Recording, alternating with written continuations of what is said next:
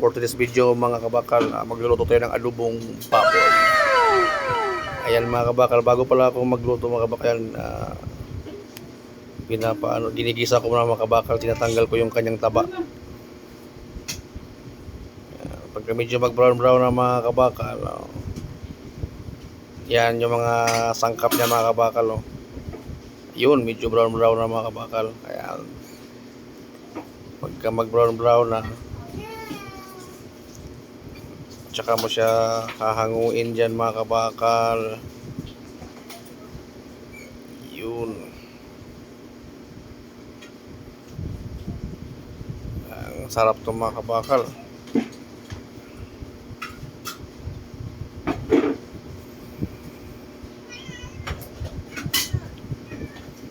Diba?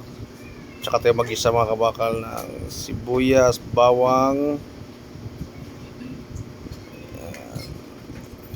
tsaka luya mga kabakal. Simpleng luto lang itong mga kabakal, lutong Bisaya. Kaya mga kabakal, pag medyo brown na mga kabakal, lagay na natin yung ating adobong, yung ating baboy na ginisa. Yan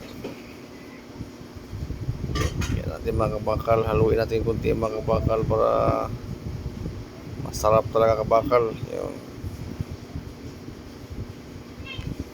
Tapos pagka kabakal, lagyan na natin ng pampalasa mga kabakal, yan oyster sauce. Hindi talaga mawala ang oyster sauce sa adobo. Yan yung nagpapasarap din.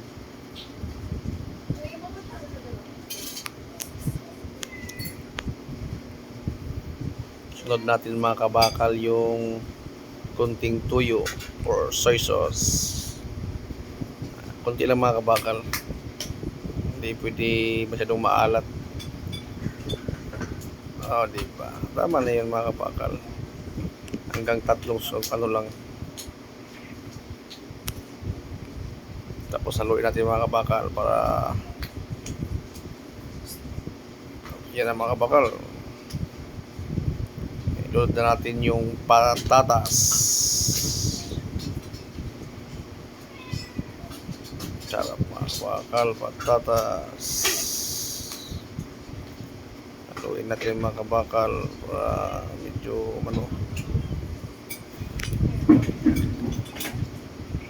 tsaka natin lagyan mga kabakal ng magic sarap. Kunting magic sarap lang mga kabakal. Malasa na yan. Tapos ito mga kabakal, lagyan natin ng kunting coke. Iba naman yung ating adobo. Yun malapit na haluin na natin mga kabakal. Mga 15 minutes, ready na yung ating luto na ang ating adobong baboy. Taob na naman yung isang kaldero nitong kanin mga kabakal. Thank you for watching.